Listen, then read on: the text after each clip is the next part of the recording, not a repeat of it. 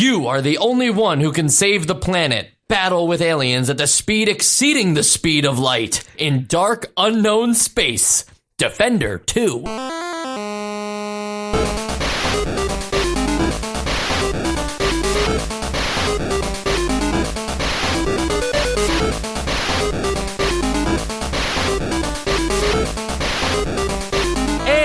Welcome to Nostalgia, a chronological exploration of every NES game released in North America. I'm Mike. I'm Sean. And I'm Joe. Wow. Hello, everybody. How you guys doing? I'm doing great. When you were playing this game, were you under the assumption that you were exceeding the speed of light? Entirely so.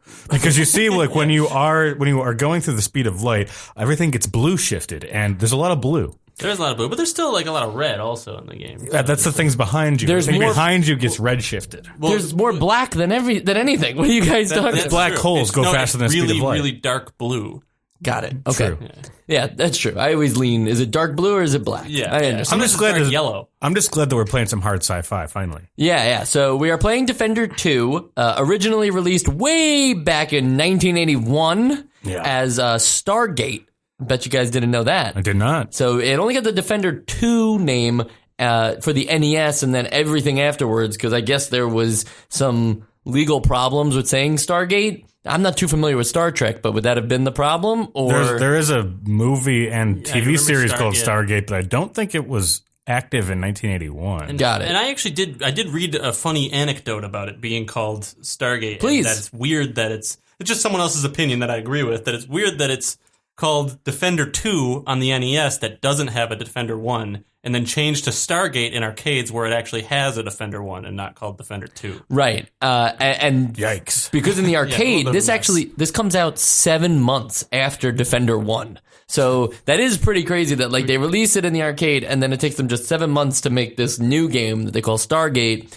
But if you've played Defender 1, you'll see it right away that this is very much a Defender 2. It plays exactly like Defender. Would you say it's...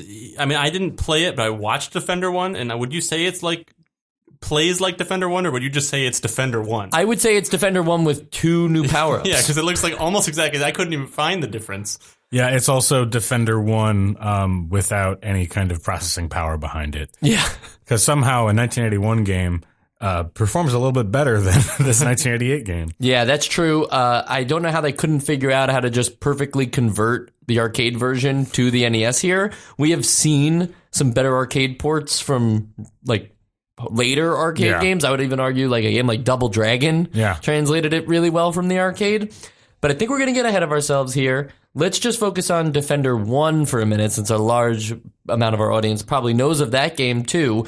That was a considered very difficult arcade game at the time, a little different than what you were playing if you were playing Pong or Pac-Man or Missile Command.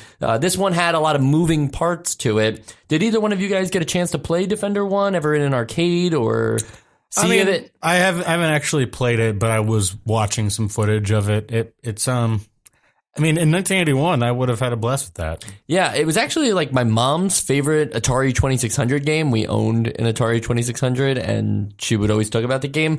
And I was too... Well, I just think it's funny. It's like whenever we had the Atari 2600 out, she just wanted to play Defender. And I never heard of that in my like cultural zeitgeist. So I was like, all right, I'll try this out, and I was way too young to be any good at it. Like it didn't really make any sense at my young age of like 4 or 5 or however young I was.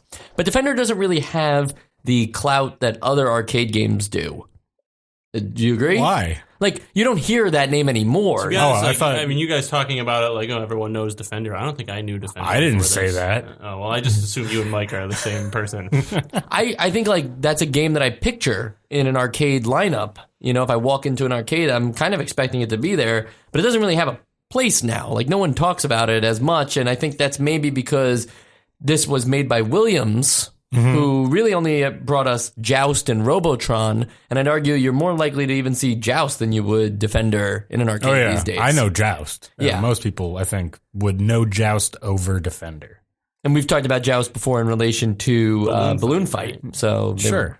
I think Iwata was like inspired by it when programming. Yes.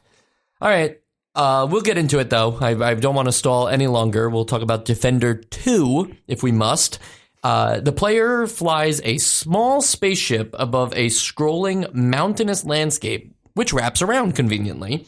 You try to save humans from being captured by enemy ships, and the goal is to destroy all the enemies and prevent the humans from being captured. You're armed with ammo and smart bombs. Oh, and there's this little thing called Stargates, but we'll get to those in a minute. Did I do a good job? I think so. You did a great job, Mike. Thanks. I wrote it down beforehand. Oh, scripted. We have trouble with the overviews sometimes. So I figured, let me just write this. I can't deny that. One thing that I really note that jumped out to me right away was because we always talk about shmups and how at least I don't like them. But this stood out from the rest in the sense that, first of all, you're not constantly scrolling in one direction. You can turn around. I know it doesn't sound like that mind-blowing of like a crazy ability, but it's kind of cool to me that you can choose to go left or right and go, backtrack on yourself.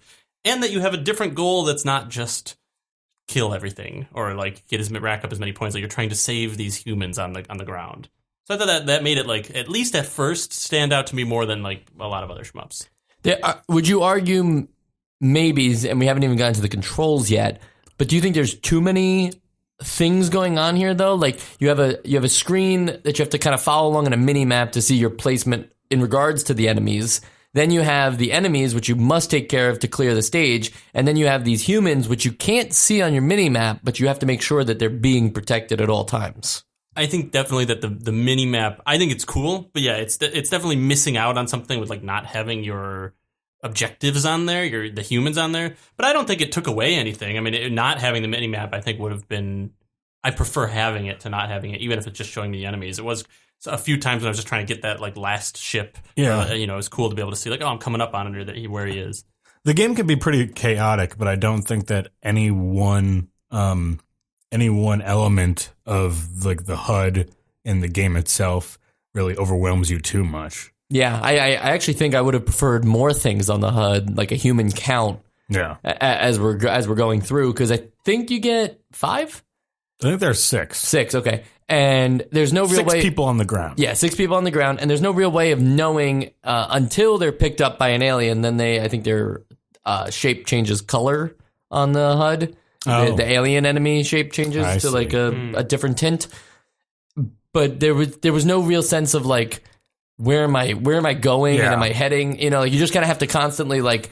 travel fast to the other sides to make sure that the other humans haven't been kidnapped. To clarify, in this game, when humans are kidnapped, it's not like, once they are, once an alien grabs them, they're gone forever. It's actually sort of like a grabber machine, like what are those things when you put a quarter in and you try and the claw, the crane game. It's a crane game.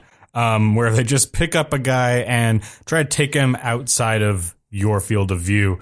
So you can shoot whichever alien is holding him, and then they'll just sort of very slowly float back to the ground and you can pick them up. But you can also accidentally shoot the person. I appreciated that feature. Yeah.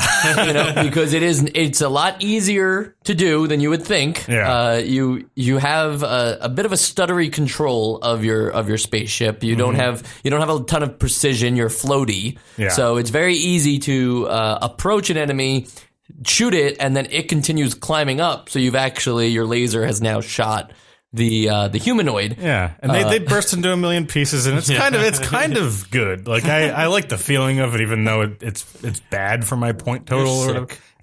Well, all right. The one thing that I did notice was that it took me a while to notice actually. At first, when I was playing, was that when they slowly drop to the ground, as you mentioned, that's not a good thing. I thought that was okay. They slowly drop to the ground and they're okay. They're not. I think they splatter. Right? They die. Yeah. I mean, I assume they die. They disappear. Yeah. They go away. It doesn't count towards your bonus. Yeah. They go away. Yeah, they go away. To put it nicely for the children out there, they go away. But yeah, you have to catch them in your ship, which took me like a second playthrough on like the first round to realize, this is what I'm supposed to do. And I never caught an alien in the act of just saving a human, but in the arcade version, at low heights, the humanoids do like fall and survive. Oh. But at a certain height, it will kill them. I never got to see like an alien that didn't have them at like mid height already. Yeah. So I can't confirm if that stayed in the NES version. But a couple of things didn't make it over from the arcade version, so I wouldn't be surprised if that was also something that was just sacrificed in favor of just coding. They always die if you don't catch them. It's not something that I noticed either. So Yeah, it would be kind of unfair if they're like a foot off the ground, and you shoot the ship. You're not going to have time to catch them before they hit the ground. Right. So hopefully they would be saved. And then the Stargate, which, if we can talk about that for a minute, that is that black hole-like thing that will transport you to the other... Black square. Black square. That and it's not black. But. Yeah, it's actually many rainbow colors. It'll transport you to the other side of the screen that you're on. And my understanding is that in the arcade version, that actually warped you to a human in trouble. Okay. But that definitely is not the case here. If you find the Stargate and you go over to the other side, there might be nothing over there. Honestly, I didn't use this at all because there's no point of reference in this map. Like there are squiggly lines to show relief and where mountains may be, but none of it feels like a place. It's just like once I go into this portal, I just get spit out somewhere sort of different, but exactly the same. Yeah. So I never used it on purpose. I just accidentally fell into it sometimes. Yeah, it didn't seem like there was any real use to it except for a buffering mechanic to be like, oh, well, everything will freeze in time while I get this annoying animation that transports me to the other end of the screen. It's worth mentioning that we're not talking about levels here because the waves are all the same, just more enemies come on wave after wave. The landscapes don't change at all. Nothing about the game visually looks different. And I think that it's weird that we're getting such a bare bones arcade experience from 1981 here now sold as a full-fledged game. I agree. I don't know. So a little story of what I expected from this game. Mm-hmm. I saw screenshots first, and screenshots actually got me a little excited because it almost looked like a vector graphics thing it almost sort of looked like asteroids. And I also saw your little ship, and I'm like, oh, maybe this game sort of feels like asteroids. So I booted it up, and there's some momentum based controls, but at the end of the day, it is just a very small scope shmup. But I would have really liked a game where it's that whole inertia based control completely, and you just sort of have the tank controls. That's what I wanted this game to be, and it really wasn't that. But and tapping on the inertia controls there, I wasn't bothered by them at first, but the more I played the game, the more I realized they are my demise. And this game, for a game that talks about going faster than light speed, unless you're very good at this game, it does not reward you for going fast in this game. You will easily collide with many, many different things. And don't get me wrong, I like that there's the continuous scroll of that there isn't just keep going forward and forward. I do like that you're able to go around, but it gets very messy very quickly. And with the inertia-based thing, the longer you hold down the D-pad, the harder it is to stop on a dime or, avoid your certain death from those different ships that are shooting things at you. And there's a wide variety of different enemies. Right. And I think the inertia thing, it's really cool. And I do think it would have been cool, like Sean said, if they leaned into it more and made it a lot more... with gravity, too. Right. But I think the problem, not even that it's necessarily a problem, but I think just for us who've all played it once or twice, I think the problem is probably that those don't really kick in and how cool they are until you're really good at the game. Yeah, and I feel like for us, it's just it just makes more sense to just take it slowly because you can. Yeah. Well, I agree that I definitely think a good player could be better at this. Feel like a badass. But I wonder if the fact that, and keep in mind that this is a port that definitely removed things. So if they were working on changing code or whatever, why didn't they also think about how the D-pad might be different than an actual joystick? Obviously, in the arcade, you have the control of the typical joystick that you'd be used to. With the D-pad, it doesn't translate as well. It feels like if I had an analog stick, I'd be doing a lot better at controlling my whole range of motion here.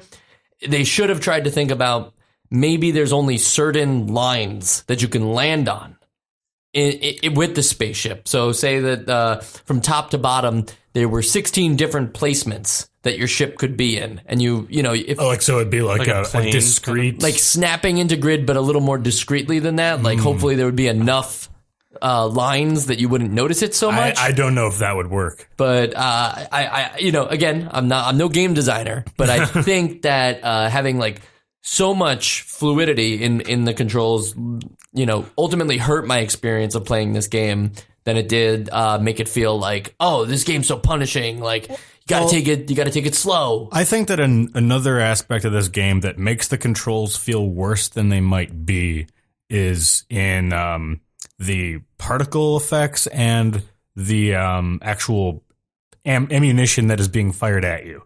They look very similar. So when you blow up an alien or one of the various sub-alien things, you may get a bullet shot at you mixed up in all of that debris. And I ended up colliding with that stuff often because I couldn't tell the difference. And we're talking about, like pure little square pixels. Yeah. There's no design really to this ammunition. I don't think it would have killed them to make the ammunition things longer lines and the kind of like your ammunition. The square particles. I definitely think that was a missed opportunity there.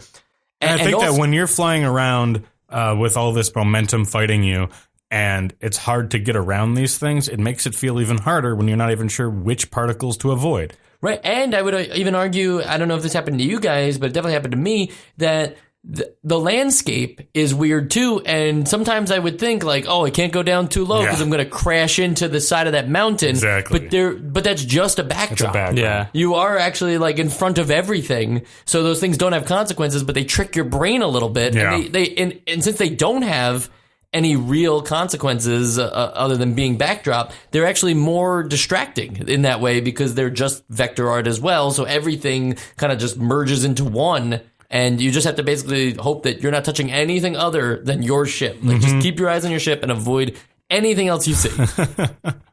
There's also different kinds of enemies too. There's the ones that like chase you around, those blue guys. They were strange. Then there's the blinking sphere-like thing. I like to think of those as ghosts of the people you're supposed to save because they only appear when an alien makes it to the top of the screen. Oh, so they probably are in like a leveled up version of that alien. So I could see that. I was also thinking of the not that, but the ones that look like mines. The purples. The purples. Yes, and they explode out those projectiles when you shoot them. So you have to be careful of them.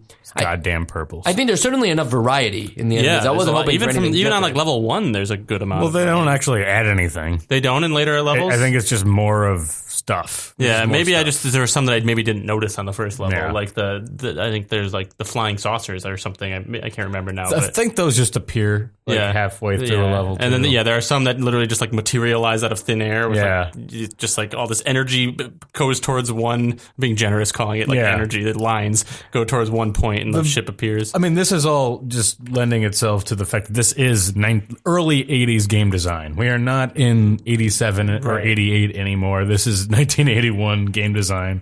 Does this game end? It doesn't end. Okay. It doesn't end. Yeah. It's a high score game. And even in the playing tip section of the manual, it does pretty much say like you have to be cautious playing through this, but at the same time, it's recommending like save residents faster for higher rewards. Like it's so focused on all these score things, but its upfront disclaimer is like, hey, you can't just like think this is gonna be a cakewalk because the game was designed to be hard. True.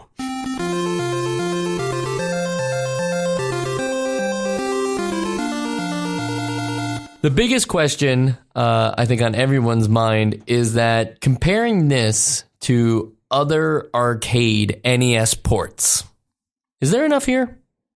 No.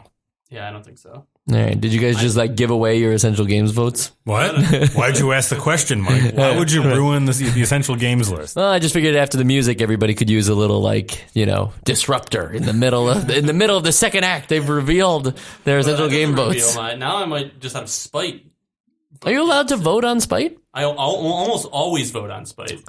Well, we're clearly almost done talking about Defender here, so Defender 2, that is. But you wouldn't know the difference, really, if you booted them up next to each other, I guess. The alien race that you fight in Defender 2, did you guys catch their name? I remember reading the manual and realizing that it was another like hack job, but I don't remember the name. What is it, Mike? Errata. Errata. Which is backwards for Atari. Atari? Atari, yeah. Atari. Yeah. Well, Guitari. You know, I don't know. I don't know why I said Atari. This whole segment's been a mess so far. So it's Atari. Maybe that would have been more shocking if I got it right the first time. So they are like doing a flick you off. Yeah, Williams is doing a flick you off to Atari, and I think that's kind of funny. We could use more game humor like that. Apparently, there's a bunch more of like these spelled backwards things throughout the Aragane Falls. Oh no! Also, just like in the high scores of Williams games, they do stuff like that too, or they call out programmers in the high scores. I'm like, that's not news. Like, it's not cool. That happens all the time. Yeah. Yeah, I also don't like it when there's already like a populated high score in my games. How do you guys feel about that? I prefer to have it blank. Right. I want to make those high scores. I don't want to like find out after I die that I didn't even make the top 10. Yeah, exactly. I guess it's just there's already scores that you have to beat. Yeah, that kind of sucks. And I also was looking up, because I found this game pretty difficult. So I was looking up articles about Defender 2's making of, and I found this article from Gamma Sutra, who is awesome. Yeah. They make a lot of great articles on the business of making games and the art behind it too. Postmortems too. Yeah. They do the History of Defender, the Joy of Difficult Games article, which I'll link in the show notes here. But it's a whole thing with Eugene Jarvis, who was the developer or lone developer of Defender for Williams at the time. And he had this to say about making the game.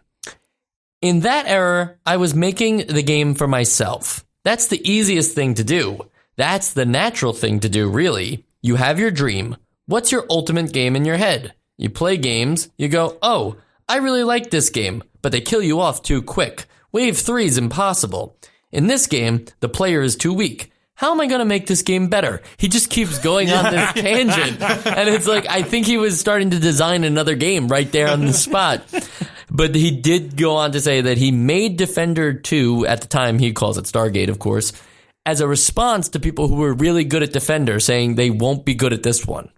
Like he watched good Defender players and then made a game around the idea of like, how do I make it harder so they're not as good? But it seems like that's all he focused on because nothing else is different. Nothing else is different. And I agree. And I think that that's really lame. I think that also if you're going to try and make a game harder in the arcade version, if the Stargate truly did take you to the side where the humans were in trouble, then you really didn't make the game that much harder. I feel like this would have been a quick patch to make to be like, oh, now the game's not as hard anymore. And then, smart ass kids would figure it out eventually and be even better than before. They're getting higher scores for sure if they're, able to do more things at once. I don't think a game like Defender 2 was alienating good Defender players. It was just alienating people who liked Defender but didn't like how hard it was already. I would love to listen to this as somebody playing Defender in the 80s and like, is any of this accurate? Like, are we speaking from the heart of the Defender player, or are we just imposing this on them? In what regard? I feel like there was no statement being made. Like, I don't think there was any offense taken by Defender players when this game was released. Well, if you're good at an arcade game back then, right? Or let's just say even now, Joe, we'll use your example, Nidhogg, right? Like, you love that game. Forget about Nidhogg 2 for a second and think about what if they just said like, oh, well, we'll just add more traps so that the players die more frequently. Would you have been okay with that? I don't think what would have bothered me was like, oh, they're just trying to make it harder because I was good at the game, and that's definitely weird. I think what bothers me is that like it's the same game with like it's just too. I would have felt ripped off. Like I spent more money for essentially the same experience. Like yes, it's a little harder, but like it feels like not as much. When I was looking back at Defender 1, it took me a while to confirm that I was, in fact, watching a video of Defender 1 and not Defender 2. Like, that's how similar it is. Yeah. I feel like I would have felt kind of ripped off if I purchased this and was like, oh, it's the same overall. And I have to address the elephant in the room here, which is, didn't Nintendo wind up doing this with Super Mario Brothers 2 in Japan, where they just said, like, oh, players are really good at Super Mario Brothers 1? Well, they won't like Super Mario Brothers 2. We added a poison mushroom. But at least those are different level. It's not like it took the same level and added, like, more Goombas. True, but the graphics are the same. Yeah. Yep. I mean, I've never played it, so I'm not really speaking. Well, from we'll any play it authority, eventually. but, Don't worry. Yeah. We play everything. All right. I mean, that's it. That's my thought on Eugene Jarvis. I just thought that was like a weird. Developers don't usually go out of their way to say like, "Well, I challenged the fan base to be better." Gotta say, I love the name though, Eugene Jarvis. It's a lot of in there. Yep. Defender is not without sequels and spinoffs, though. A game like Defender 2 would surely get Defender 3, right? No.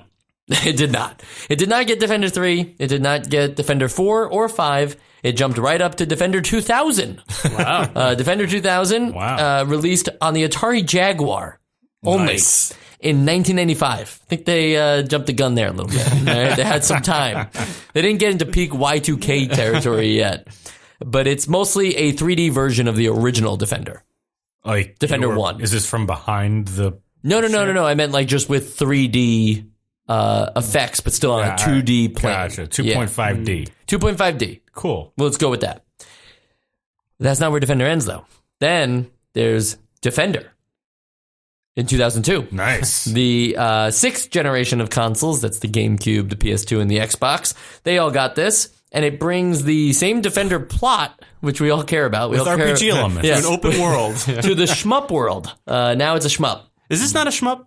This isn't a shmup because here's why. Like you said, there's no like level, there's no enemy like waves and stuff like that. Like there's like is that what I don't even know? Is that what defines I think a shmup? And power ups too. I would argue at the core of it. But I like to think it's shooting. Shooting them up. Well, you do shooting them up. Shooting them all up. I like to. You know what? I think we should reclassify all shmups and games like Defender as ships and shoots. Ships and shoots. That's got a ring to it. Yeah. Ships and shoots. I would think that Defender is first an arcade game. That's how I would describe it. But I would also consider it a different kind of shooter. When you hear shooter now, you think of... Why does it sound like you're doing like a GoFundMe like commercial for it? You know, when you hear shooter now, obviously a lot of people think of like first person shooters and stuff like that. But I'm arguing that there's an like Asteroids was a shooter. And I'd say that was an arcade game, Mike. Right, but I said that too. I said like if we can't generalize things to arcade games, arcade right? games can be shooters or can be fighting exactly. games or can be like Donkey Kong is a platformer. I think it's a shooter. Okay, that's weird. You think that you can't even shoot fireballs in that one? But he shoots barrels at you. We're not done because there is something else that's apparently like loosely based on Defender. It's like a reimagining by Williams. It's called Strike Force, and it came to the arcades in 1991. And it is Defender again, with 2-player simultaneous. It took them 10 years to do that. It took them 10 years to figure that out. What else was Williams making? I don't know. Did they do pinball machines? Yes, they did. They did a lot of pinball machines. Yeah, maybe they're more known for the pinball machines. And I love pinball, so I'm not going to pretend that I can just name a bunch of Williams pinball cabinets. But I'm sure that was a good line of their business, and they were getting like completely schooled by Atari and Namco and other game companies at the time that these arcade games were kind of like second rate. Mm-hmm. So speaking of second rate, let's talk about the essential games list. It is not essential. I also say it's not essential, but I say we were really negative on it. It's not that bad. It was fun. I like the floaty controls a little bit, but it's just weird to have a retro game already. Yeah, it's like you're right. It's like it's old. It's outdated. Like for what it is, I was like, yeah, it's good. I'm not about to recommend a game that it would take 1 minute for someone to figure out if they would like or not. Like, just figure it out on your own, people. Okay, like it doesn't belong on our essential games list. But if you're curious, it'll take you 1 minute to figure out if you're into this kind of experience in 2020. Hindsight 2020. All right, I am Michael Esposito. You guys know where to find me, at Esposito Film on Twitter. We also have another Twitter. It's called NostalgiaCast, and that's our main Twitter. We do everything there. We post so many cool things. You won't believe it.